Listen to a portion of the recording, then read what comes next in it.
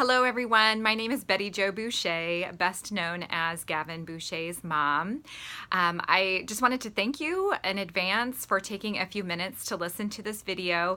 This is something I typically do in person, but I do have an unexpected work trip that I have to take the week that school starts. And so knowing how busy you are as well, maybe a video will work. So Mrs. Keefe will provide to you a handout that has seizure first aid in it, and the reason she is providing that to you in the context of Gavin is Gavin does have primary generalized epilepsy. He was diagnosed when he was 10. That was his first seizure. We had never had any experience with seizures prior to that. We spent a long time looking for the right combination of medications, and during that time, happy to say that we seem to have found the right combination, and this summer Gavin has reached the 3-year mark of being seizure-free. So we're really excited about that. Epilepsy does happen to be a very unpredictable disorder, however, and certainly he could start having seizures again.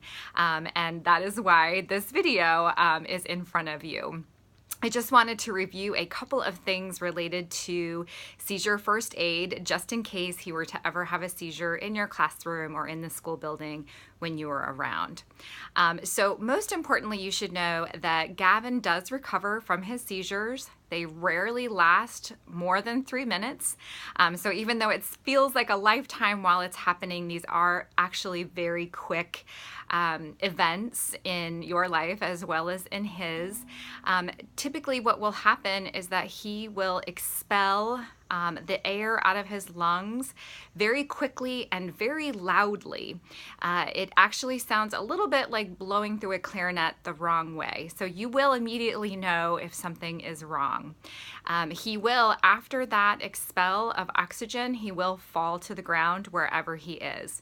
And so that is an opportunity for someone to intervene and make sure that he is in a safe place and that there aren't any sharp objects or anything around him where he could hit his head. And that's really the first step, is to make sure that he is safe.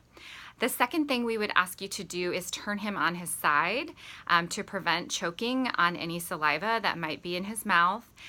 Contrary to some popular belief, we do not put anything in anyone's mouth during an epileptic seizure, so please don't do that. Just keep him on his side and let the seizure run its course. If you wouldn't mind, please note the time that the seizure starts as well. The reason this is important is because if a seizure does last more than 5 minutes, it is considered an emergency event. The reason being is that Gavin does not breathe during his seizures. So obviously not breathing for 5 minutes does become a very urgent situation. So once that seizure is starting and you've got your wits about you, if you wouldn't mind noting the clock, that would be really helpful. By this time, Mrs. Keefe has probably arrived in the room, or whomever is subbing for her, and likely they will take over the rest. But most importantly, know that this will only last a few minutes. He will come to. He'll be very groggy and very tired, likely not able to walk. And so we usually get him in a wheelchair at that time, and he does have to come home, and it will take him a couple of days to recover. So that's really it. The most important thing to do is make sure he's safe, look at the time, and keep him on his side. Be kind and reassuring when he wakes up, if you would. It is kind of scary for him to wake up in a position that he is not understanding how he got into that position.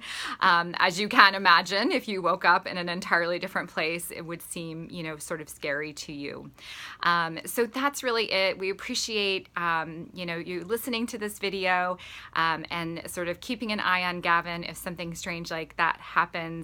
And if you should have any questions at all, I'm happy to answer them at any time over email, phone. I can certainly come to school as well. I primarily work from home, and we're only about 3 minutes away, so I will likely arrive at school prior to a seizure coming to closure anyway. But again, just like to inform everyone and give you a few tips and tricks. And again, if you have any questions at all, I would be happy to answer them. I wish you all a great school year, and I'll look forward to meeting you all in person in the next couple of weeks. Take care.